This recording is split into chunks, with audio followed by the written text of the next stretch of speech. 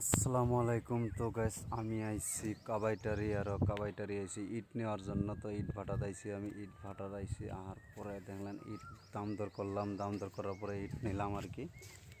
তো আপনারা তো কে কোথায় আছেন, আশা করি ভালো আছেন, ভালো থাকেন, সুস্থ থাকেন, তারই কামনা করি। তো আলহামদুলিল্লাহ আপনাদের দোয়া আশীর্বাদে আমিও ভালো আছি।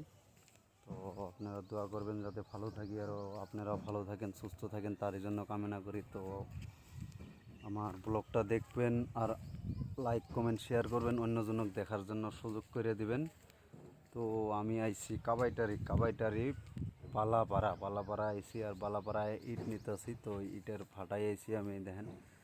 তো আপনার ঘরে আমি ব্লগে দেখাইতেছি। তো আমি নিজে ইট নিলাম। তো আমি ফাইনালি কাবাইটারি আয় পড়ছি। তো কাবাইটারি এটা হলো ইট ভাটা